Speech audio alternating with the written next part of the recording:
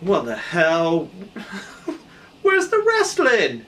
It's a code, you see, and when they try to stop the wrestling from coming through, it leaves a glimmer of hope.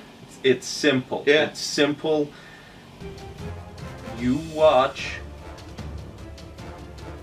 the small promotions and the big promotions will listen, for it is simple arithmetic. So watch the wrestling, destroy the system. Easy. You betcha. Good morning. Wrestling. From today, wrestling will have a new meaning. And today, we don't just fight for ourselves. We fight for our right to watch wrestling. And when it's all done, when it's all said and done, and the millions upon millions of the president's fans have stopped calling his name, we will celebrate our Independence Day.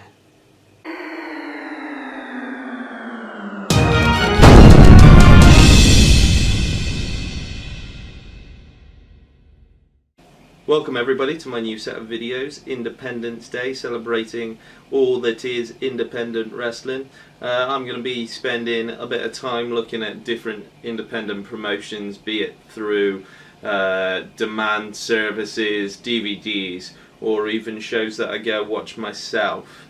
I'm going to start with a doozy with London-based promotion Progress, with their Demand Progress service. I'm starting with Super Strong Style 16 2017 tournament, which is a 3-day tournament. I've watched via Demand Progress, their online demand service powered by Pivot Share. So, without further ado, let's get on it.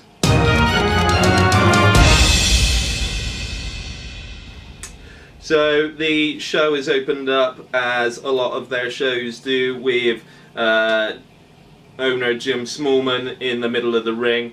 Jim Smallman is a comedian by trade, so he does a very good job each time of warming up the crowd. Not that a Progress crowd generally needs warming up. They do have a very good reputation for having a strong and loyal fan base known as the Progress Ultras. To start off with, there is a nice tribute to Manchester after the terrorist attack has happened in Manchester. Obviously Progress does have ties with Manchester, and it does get quite emotional. There's a strong crowd response to this. Very spontaneous, and Jim Smallman himself does start to get quite emotional, and that is quite understandable. They then transition into looking at the crowd and people that have come from different countries, and it is quite impressive how many different countries are represented by the fans in the crowd. This part could easily have been cut out for their on-demand services, but honestly, I can't fault it. It really sort of makes you feel like you're a part of it, and it gives you that full experience without having to be there. Traditionally, it's very hard to get the atmosphere of a live crowd into the on-demand or TV, things of that nature, and I do think that Progress do a really good job of it. Okay, so the first matchup in the competition is Nathan Cruz versus Jeff Cobb. Nathan Cruz is a original from Progress, has been there since the very first chapter. I've never quite been sure of him myself. Have no issues with the way that he works or anything like that. He's just you know, I've never quite been sure whether I like him or not. I've got to say though, I was quite impressed with him in this match. Jeff Cobb was in his very first match wrestling for Progress. I personally have never seen Jeff Cobb wrestle, and boy howdy do I feel like I've missed out. If I had to describe Jeff Cobb, I would kind of say Kurt Angle mixed with maybe Ricochet. Take some bits from both. Sounds very odd, I know. So as I say, the match is pretty good.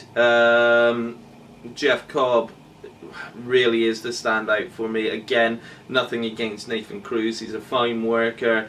In this match, it's a little bit shorter than I would maybe have liked, but I understand there is a lot that they had to pack into this this first show. One of the things, as I say, that stands out for me about Jeff Cobb is how agile and graceful he is, and I think you do find that with wrestlers that do have that strong amateur wrestling background.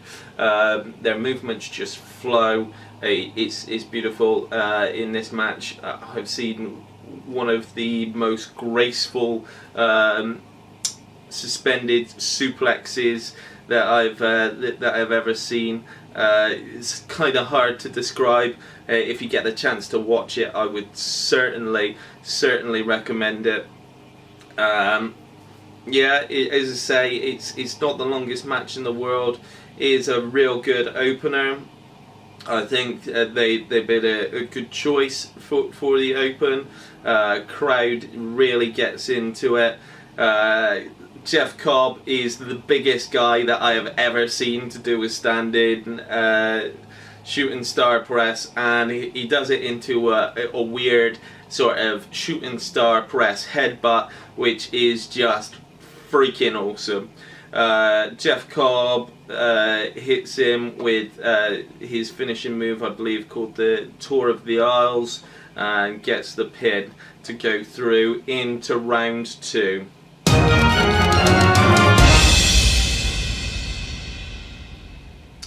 Match 2 is Morgan Webster versus Mark Haskins, two wrestlers that I am quite familiar with, and I have been lucky enough to see in action multiple times live.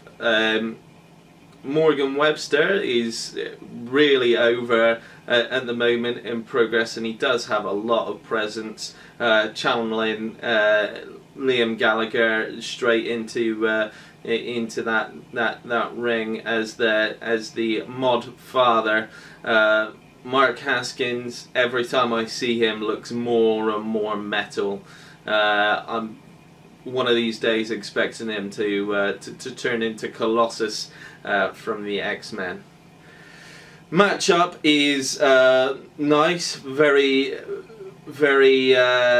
evenly matched competitors. Both have very proficient technical skills as well as the nice high-flying spots. Mark Haskins does a nice fake suicide dive. There's a couple of spots around that point that are really good. What I found with this match is I thought that it was paced very much like a junior heavyweight bout that you might see in Japan. I'm a big fan of that kind of that kind of style. Obviously, that is a big part of the basis of what Progress was trying to do, and I think this match really is the sort of epitome of that, taking that Japanese strong style and mixing it with a bit of punk rock to make a real good matchup. End of the match, Mark Haskins puts Morgan Webster into the sharpshooter. Webster taps out and Haskins goes through to the next round. Third match is Jimmy Havoc versus Travis Banks, the Kiwi buzzsaw. I gotta say, not the biggest fan of that nickname, but Travis Banks I was not overly familiar with beforehand, but really impressed with what he can do. Jimmy Havoc, with his matchups, they're gonna be more story based. Not to say that Jimmy Havoc can't work, and he really can, but I know that he likes to focus on that story, and you can really tell that there's a switch of gears in this match up to the two matches before. Really going with that sort of story. Real nice parts, like Jimmy Havoc throwing chairs at Travis Banks, and they're just being battered away.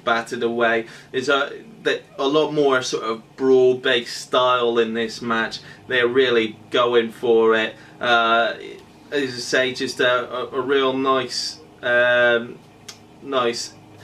switch up really after the two lot more technical matches. As I say, really what I've got in notes there is high impact moves, and that's really clear as the match goes on. You know, that's where you kind of look at it of two men really battling with passion, just beating on each other.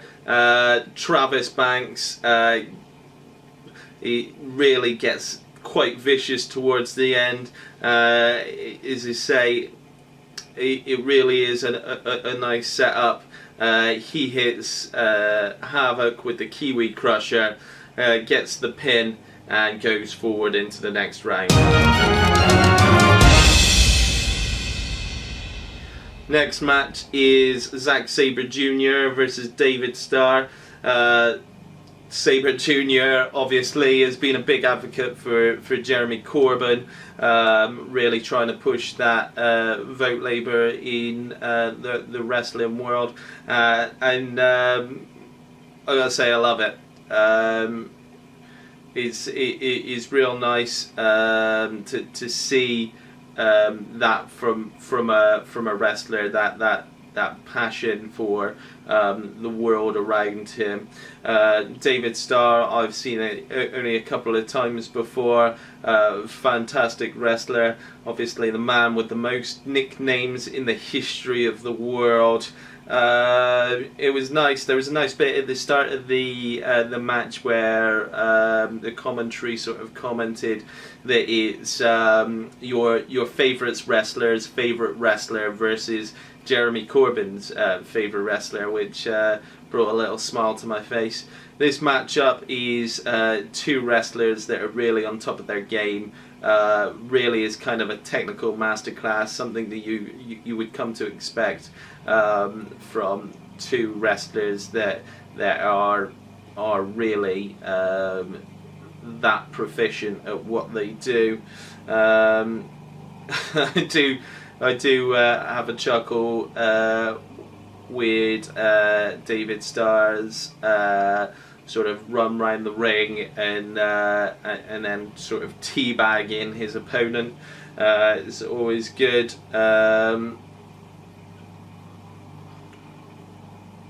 Just having a look at my notes here. One thing that they sort of pushed in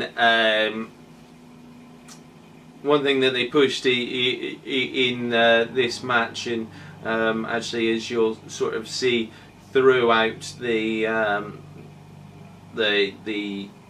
whole sort of tournament is this sort of mean streak that Zack Sabre Jr. has inside him, and you know, it's really good when you see that that sort of flair come out, because Zack Sabre Jr. highly regarded, is one of the greatest technical wrestlers in the world, and to see him near the end of the matches sort of come in with this sort of mean streak, this fire that really puts him over the edge. He pops David Starr into a submission.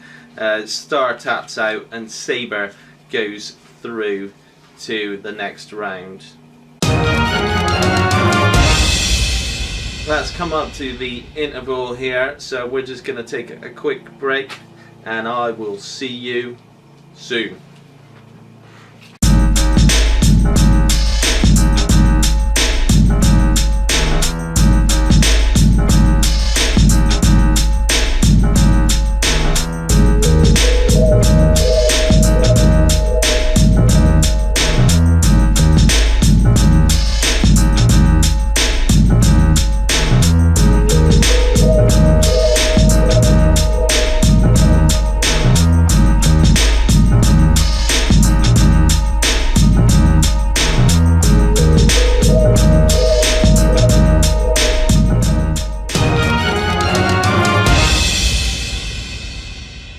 After the interval, we go straight back into things with Zach Gibson versus Jack Sexsmith.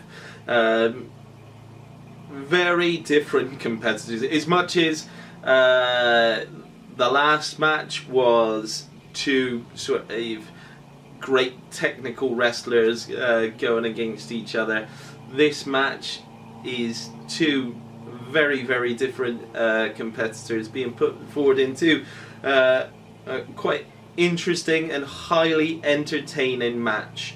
Zach Gibson looks very, very impressive at the moment.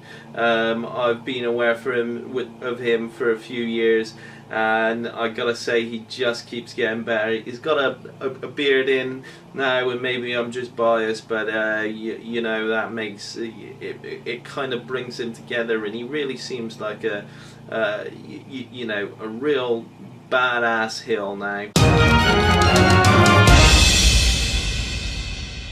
This match, they really seem to batter each other quite a lot. A lot of it was certainly the underdog story. So Gibson is really taking it to Sexsmith. Sexsmith obviously has the crowd behind him all the way.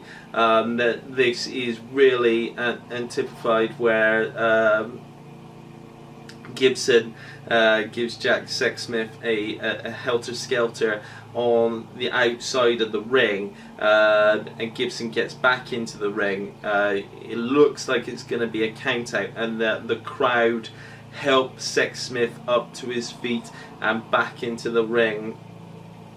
The audience again throughout this whole event are just electric, and I can feel that from watching it. I can only imagine what it must have been like to have been in that venue on that very day. Going forward with the underdog story, Jack Sexsmith manages to counter into a roll up and pins Gibson to get through into round 2.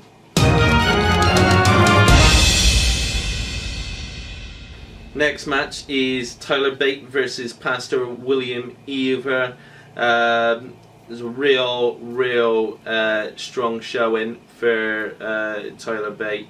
I believe it's sort of the one of the shortest matches of the first round, and they really, as I say, do go a long way to putting him over. And I can't say I'm surprised. Obviously, British Strong Style are really over as heels in progress, and you can really feel that coming through.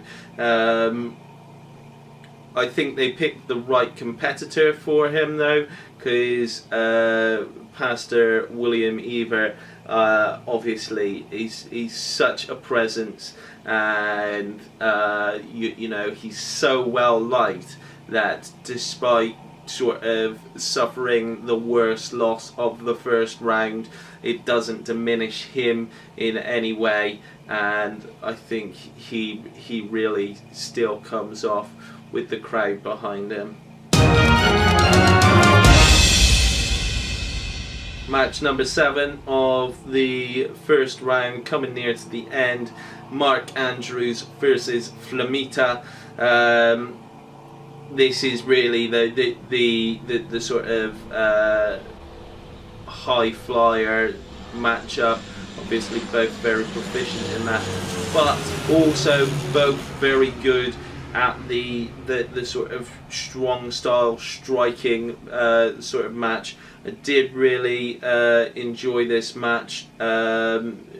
Flamita, again not very familiar with, but was really good. Came off really well with the crowd. Mark Andrews, obviously always a sort of a crowd favourite. It sort of was the closest I've seen, I guess, to a real live match from a WWE computer game. It kind of sort of ended up how a lot of my matches on there ends, with a sort of battle of reversals. Flamita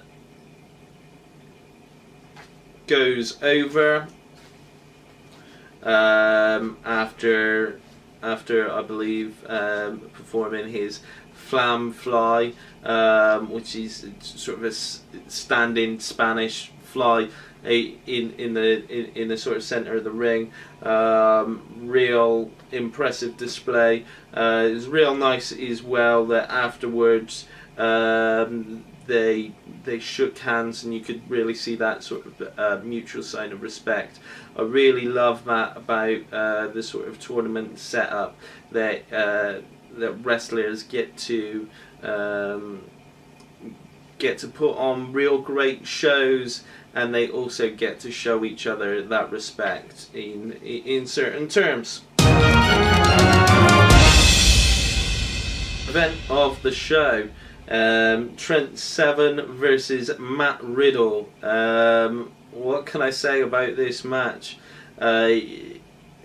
It's one of the more interesting main events I've ever seen, certainly, and I gotta hand it to Progress for this. Really is kind of the epitome of that sort of punk rock kind of attitude. So again, as I say, Seven has so much heat there, and it is fantastic. It really oozes out, and he really strives off of it. Riddle really is a sort of fan favourite, and such an impressive looking guy anyway. So I think it was a nice matchup to put on the end. Seven gets into the ring and cuts a great promo, as he often does. You know, talking about the WWE and pushing that British strong style anti-indie angle, which is just fantastic. They finally get into the match, and last 6 seconds, Matt Riddle knee straight to the head and pins him. I just thought that this was such a unique but very good way of ending the show. It ends on a nice image of Pete Dunne and Tyler Bate taking Trent back into the back, with Pete Dunne sort of looking back at Matt Riddle. The show itself was just really good. So To summarize day one, it really shows what tournaments like this are all about, and you know. I don't get it. A pro wrestling tournament? What's with that? All the results are already determined, aren't they? It seems downright un-American. Yeah, I mean, some people may say that, but this is the point that I'm trying to get across, is that there are really, in my mind, two very good reasons for wrestling tournaments and why they're so good. First of all, it's sort of a way of showing an honour onto the wrestlers who have been working hard, slogging away, putting on shows and doing the thing that we all love. And number two, in that respect, you get the greatest wrestlers together in a ring, and they just put on fantastic matches. So, in conclusion, what I would say about this particular show and Demand Progress as a whole, after just the one show, is that it is worth the money. It's not expensive. It works out, I believe, to just under £6 a month, and it's just so worth it if you want to experience something different from the major shows, and it really is an epitome of what British wrestling can show and what it can be, and why you know I feel the WWE have adopted a lot of the wrestlers, getting them into their shows, because you know, it's just great wrestling. Whoa! What's going on? I don't know. But I will find out. You better fix it.